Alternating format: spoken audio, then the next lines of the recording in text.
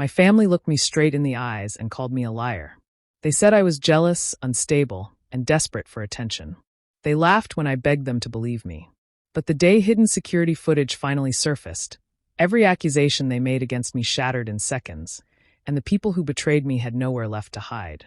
Stick with me while I share my story, and if it touches you, don't forget to support our channel by hitting that subscribe button, dropping a like, and sharing it with the people you care about. My name is Brenna Holloway, and until recently, I believed that family would always stand by each other when it mattered most. I grew up believing that if I worked hard, stayed honest, and put the people I loved first, everything would eventually fall into place. I was wrong. I'm 32 years old and live in a quiet town in Oregon. I have always been the kind of person who takes responsibility without being asked. If someone in my family needed help moving, I was there. If my parents needed someone to drive them to appointments or fix something around the house, I made time. Birthdays, holidays, family dinners, I rarely missed any of them because I truly cared about keeping us close. The strange part was that no matter how much I gave, it never seemed to be enough. My older brother, Keelan, lived by a completely different set of rules. He made careless decisions, broke promises, and somehow always found someone else to clean up after him. That someone was usually me. If he forgot something important, I stepped in. If he created a problem, everyone expected me to smooth things over. Our parents, Corwin and Aloan, never seemed to notice how unfair it had become. They always had an excuse ready for Keelan. They called his mistakes bad luck or said he just needed another chance. Meanwhile, I was expected to stay quiet, be understanding, and never complain. For years, I convinced myself that keeping the peace was worth it. I told myself that one day they would finally see me for who I really was instead of only seeing the dependable daughter who could handle everything. Looking back now, I realize I ignored too many warning signs because I wanted so badly to believe my family loved me the same way I loved them. Then one ordinary family gathering changed everything. I walked into that house expecting another normal evening filled with food, small talk, and familiar faces. I had no idea that before the night was over, my honesty would be questioned, my loyalty would be attacked, and the people I trusted most would turn against me without giving me a chance to explain. That was the moment my life began to fall apart. When I think about how everything happened, I realize it didn't begin that night. It started years earlier, when I was too young to understand why I always felt like I had to earn love that was given so easily to someone else. As children, Keelan and I lived under the same roof, but we grew up in two very different worlds. He was praised for the smallest things. If he finished a simple chore, my parents celebrated him. If he brought home average grades, they said he was doing his best. Every little success was treated like a big achievement. Things were different for me. I studied hard, stayed out of trouble, and did everything I was asked to do. Good grades were expected, not celebrated. Helping around the house wasn't appreciated because it was simply what they expected from me. I kept waiting for the day my parents would notice how hard I worked, but that day never came. As I got older, I stopped asking for recognition. I focused on doing what I believed was right instead of hoping someone would thank me. After high school, I wanted to go to college. Money was tight, so I found a part-time job and applied for every scholarship I could. I worked long hours, attended classes during the day, and studied late into the night. It wasn't easy, but I was proud that I was building my future with my own effort. At the same time, Keelan received financial help from our parents without having to ask twice. They paid for his classes, covered his bills, and even gave him extra money whenever he wanted it. More than once, he dropped courses or walked away from opportunities that many people would have appreciated. Still, my parents always believed he deserved another chance. I never understood why different rules applied to each of us. There was one person in the family who seemed to notice what was happening. My aunt, Marcella Vaughn, watched quietly over the years. Sometimes she gave me a kind smile or asked how work and school were going. I could tell she understood more than she said. But she almost never spoke up when my parents treated Keelan differently. Maybe she wanted to avoid family arguments, or maybe she believed it wasn't her place to interfere. Whatever the reason, she stayed silent. Even after all those years, I never became bitter. I believed honesty mattered. I believed hard work would eventually pay off. Most of all, I believed families should stay together through good times and bad. I carried those values with me into adulthood, never imagining they would one day be tested in ways I could never have expected. The anniversary dinner started like any other family celebration. The house was full of warm food, quiet music, and conversations that mixed together from every room. Relatives laughed around the dining table, while my parents greeted everyone with smiles. I helped carry dishes into the kitchen and made sure everything was ready before we all sat down to eat. For a while, everything seemed peaceful. After dinner, people split into small groups. Some stayed in the living room talking, while others went outside to enjoy the evening air. I noticed my father step away for a phone call, leaving the hallway empty. A few minutes later, I saw Keelan walking toward Dad's office. It caught my attention because the office door was usually kept closed during family gatherings. At first, I thought maybe Dad had asked him to get something. I didn't think much of it. I was looking for extra napkins in the hallway closet when I heard a drawer slide open inside the office. The sound made me glance toward the slightly open door. Before I realized what I was seeing, I watched Keelan take a thick bundle of cash from the desk drawer. Then he picked up a folder filled with important papers and slipped both into a bag he had brought with him. I froze where I stood. My heart started racing because nothing about what I was seeing looked normal. I stayed hidden because I didn't know what to do. A moment later, I heard another voice coming from just outside the office. I couldn't see who it was, but I heard enough to understand the conversation. Keelan spoke in a calm voice, saying that if anyone noticed the money was gone, someone else would end up taking the blame anyway. The other person sounded uncertain, but Keelan laughed and said nobody would ever question him. Those words made my stomach drop. This wasn't a misunderstanding. It sounded planned. I waited until the hallway was empty before quietly walking away.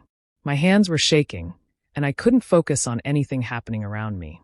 Part of me wanted to leave immediately, but another part believed there had to be a simple explanation. I kept hoping I had misunderstood what I saw.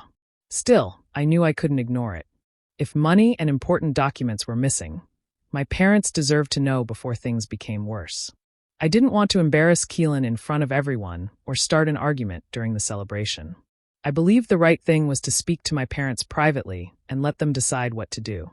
I took a deep breath and waited for the right moment, convinced that telling the truth was the best way to protect my family, even if the conversation would be difficult. I waited until my parents were alone in the kitchen before speaking. I told them I needed to discuss something important and asked them not to react until they heard everything. My voice was shaking because I knew how serious it was. I carefully explained what I had seen and repeated the words I had overheard.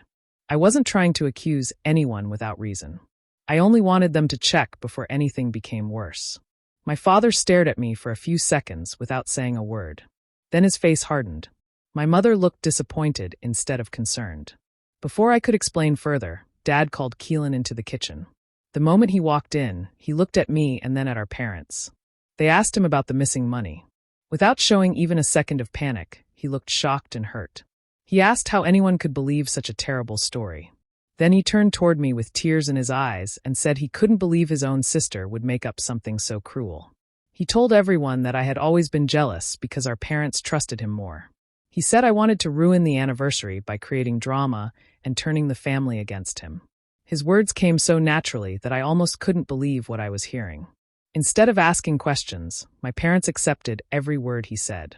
My mother told me she never expected this kind of behavior from me. My father accused me of trying to destroy the family over my personal feelings. Their voices grew louder, and soon relatives began walking into the kitchen to see what was happening. Before I knew it, everyone was listening. Keelan repeated his story, making himself sound like the victim. A few relatives shook their heads at me without asking for my side. Others looked away as if they were embarrassed to even be standing near me. Every attempt I made to explain was interrupted. No one wanted to hear another word. I felt like I was standing alone in a room full of strangers instead of family. Then my father pointed toward the front door and told me to leave. He said I wasn't going to ruin their special day with lies and accusations. My mother agreed and said everyone would be happier if I just went home. Those words hurt more than I can describe. Before leaving, I looked across the room and saw Aunt Marcella. She met my eyes for a brief moment. I hoped she would finally speak up and tell everyone to slow down and listen. She knew I wasn't the kind of person who made up stories. But she lowered her head and stayed silent. That silence hurt almost as much as the accusations. I picked up my purse, walked out the front door, and closed it behind me. As I sat in my car, tears filled my eyes. I had walked into that house believing honesty would protect my family. Instead, it had cost me my place in it. The days after that night were harder than I expected. I kept reaching for my phone without thinking, then stopping myself before calling anyone. No messages came from my parents. None of my relatives checked to see how I was doing. It was as if I had disappeared from their lives overnight. At first, I hoped someone would calm down, think about what had happened, and ask to hear my side. That call never came. After waiting longer than I should have, I finally accepted that I couldn't keep living with false hope. I decided to put all my energy into building a life that didn't depend on people who had already chosen not to believe me. I stayed busy from morning until evening. I volunteered for extra projects at work and spent my weekends catching up on things I had ignored for months. Keeping my mind occupied helped me avoid thinking about everything I had lost. Some evenings were still difficult. I would drive past places where my family and I used to meet, and memories would come rushing back. But instead of turning around, I kept driving forward. Little by little, I started creating new routines that belonged only to me. While I stayed away, I heard small pieces of family news through people who knew us both. I learned that Keelan was acting more confident than ever. He carried himself like someone who had nothing to worry about. Since no one questioned his story, he had no reason to be careful. He continued living exactly as he always had, believing the past was behind him. Around the same time, my father began dealing with unexpected financial problems. More money had gone missing, and some important paperwork couldn't be found. I only heard about it because an old family friend mentioned that Dad seemed stressed and distracted lately. Even then, he refused to believe Keelan could have anything to do with it. Instead, he blamed poor record-keeping and bad luck. Hearing that made me realize nothing had changed. They still preferred comfortable excuses over uncomfortable truth. I never tried to contact them again. I wasn't angry anymore. I was simply tired. There comes a point when defending yourself only creates more pain, and I had reached that point. If my own family could look at me and assume the worst without asking a single honest question, there was nothing left for me to prove. I slowly accepted that I might never be invited back into their lives. That thought used to frighten me, but with time it became easier to live with. I focused on becoming stronger instead of waiting for acceptance that might never come. I couldn't control what my family believed, but I could control the life I chose to build from that moment forward. Even though I didn't know it yet, the truth was quietly waiting for the right time to reveal itself. About 2 months later, something happened that no one could have planned. My parents had a home security system that had been installed years earlier. Most of the cameras were used every day, but a few had been forgotten because they covered parts of the house that rarely needed attention. During a routine system upgrade, the security company found a problem with the old recording storage. They contacted my father and explained that they needed to review and organize archived video files before completing the update. At first, it sounded like a simple technical issue. My father agreed without giving it much thought. While sorting through the old recordings, one of the technicians noticed footage from the night of the anniversary celebration. The camera had been placed at the end of the hallway, facing the office door. It had continued recording even though everyone had forgotten it was there. Since the system had never been fully checked after installation, no one realized those recordings still existed. The technician reviewed the video to make sure the files weren't damaged. What appeared on the screen immediately caught his attention. The footage showed Keelan walking down the hallway while everyone else was gathered in another room. He looked around carefully before entering the office. A few minutes later, he came back out carrying a bag that looked much heavier than when he had walked in. Before leaving the hallway, he stopped, looked both ways again, and quietly closed the office door behind him. The recording continued. A short time later, I appeared in the hallway. I wasn't carrying a bag or touching anything inside the office. I simply walked past after stopping for a moment near the hallway closet. Everything happened exactly as I remembered it. There was no confusion and no missing pieces. The timing on the video proved that I had entered the hallway only after Keelan had already left the office. Another section of the recording showed him returning once more to adjust a few items inside the room before joining the rest of the family, as if nothing had happened. Every movement looked careful and planned. There was no innocent explanation for what the camera had captured.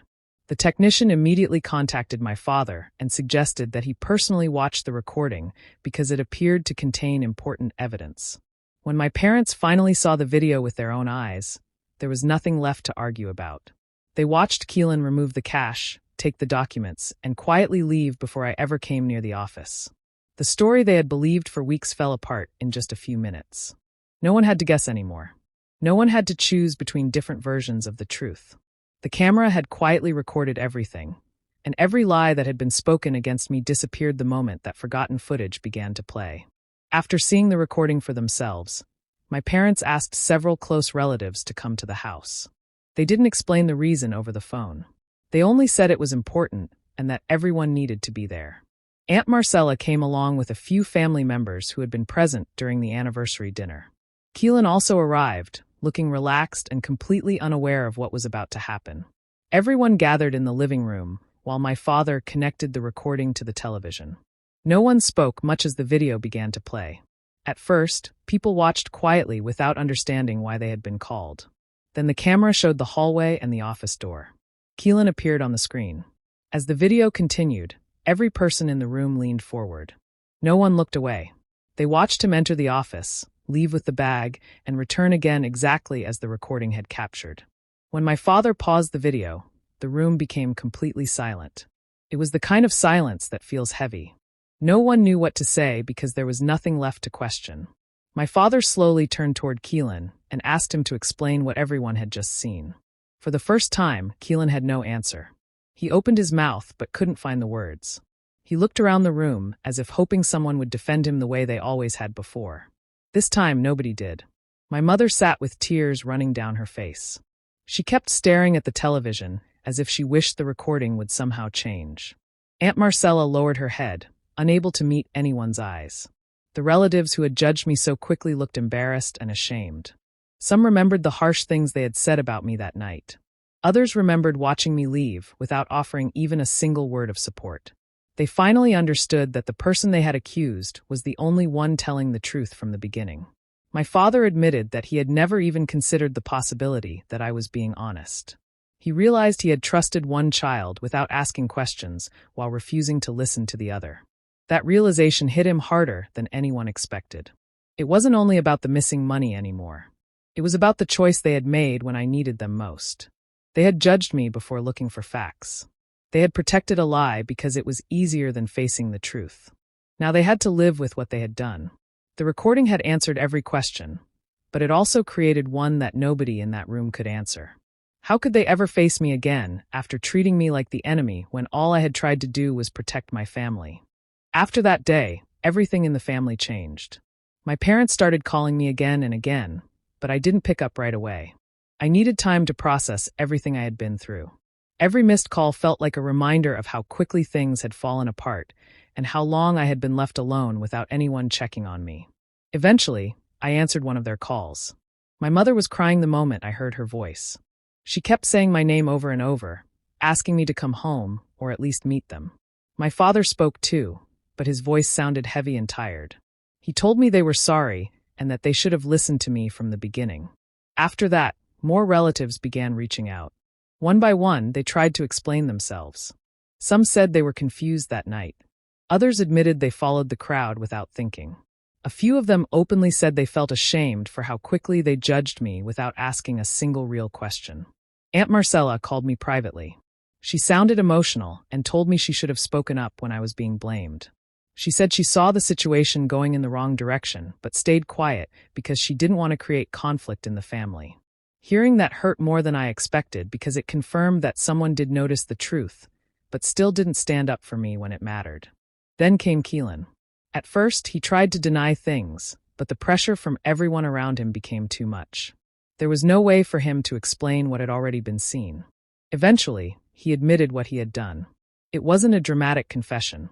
It felt more like someone giving up after realizing there was no escape left. Once he confessed, things moved quickly. My parents spoke with professionals to understand the situation.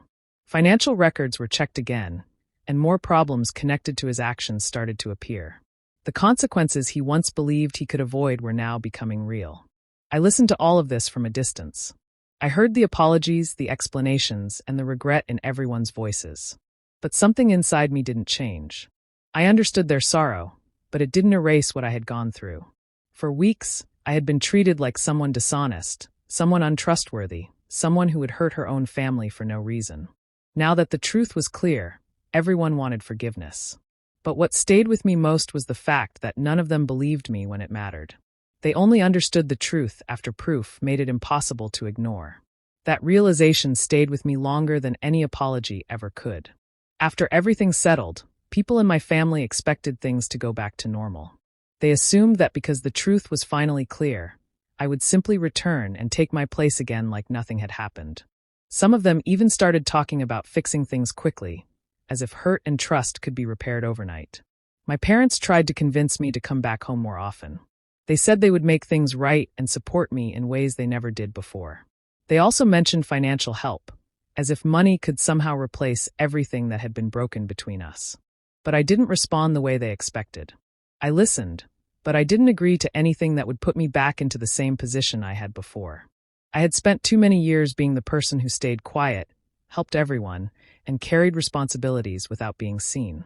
I wasn't willing to step back into that role again just because things had finally come to light. I told them clearly that I needed distance and time. I wasn't making decisions out of anger. I was making them out of self-respect.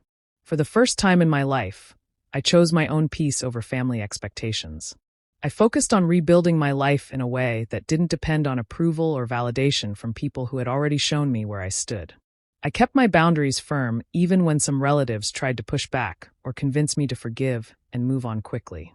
I didn't argue with them. I simply stayed consistent in my decision.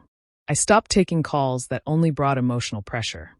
I stopped engaging in conversations that made me feel like I was being pulled back into the same cycle again. Slowly, I started building a life that felt calm. I put more energy into my work and personal growth. I met new people who treated me with respect instead of expectation. I learned how to enjoy my time without constantly feeling responsible for everyone else's problems. Over time, something unexpected happened. My silence and distance began to affect the family more than any argument ever could. They realized I was no longer available whenever they needed someone to fix things or support them emotionally. The space I created made them notice how much they had depended on me before without appreciating it. My absence became a constant reminder of what they had taken for granted. I didn't need to argue or prove anything anymore. My life itself showed the difference. I wasn't trying to punish anyone. I was simply choosing not to return to a place where I had been ignored for so long. And in doing that, I became someone they could no longer overlook or control. Months passed, and life slowly started to feel different in ways I never thought possible. I stopped waking up with that heavy feeling in my chest that used to follow me for weeks at a time. My days became simpler, more structured, and surprisingly peaceful. I focused on my work, built a stable routine, and spent time with people who treated me with patience instead of expectation. For the first time in a long time, I felt like I was living a life that belonged to me and not one built around fixing problems for others. My parents still tried to reach out. Sometimes they would send long messages, sometimes they would call late in the evening, hoping I would agree to meet. I didn't ignore them completely, but I kept my boundaries firm. When I did respond, I made it clear that things could not go back to the way they were before. I told them forgiveness doesn't mean forgetting what happened. It doesn't mean returning to the same patterns that caused so much pain. It means understanding the truth and choosing how to move forward carefully. My father seemed to struggle the most with accepting that. My mother often sounded emotional, saying she wished she had listened earlier. But wishes couldn't change what had already been broken. Keelan's situation was very different. The consequences of his actions followed him quietly but steadily.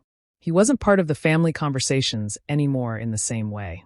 There was tension and distance wherever his name came up.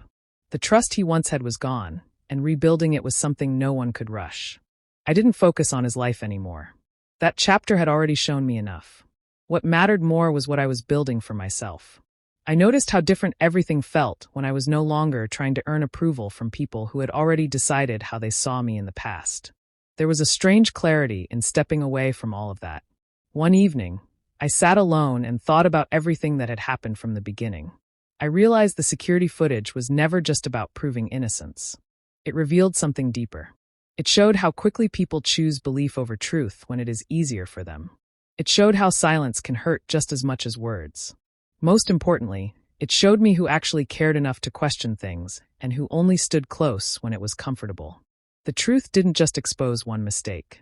It exposed patterns, choices, and hidden loyalties that had been there all along. In the end, I understood something I couldn't see before.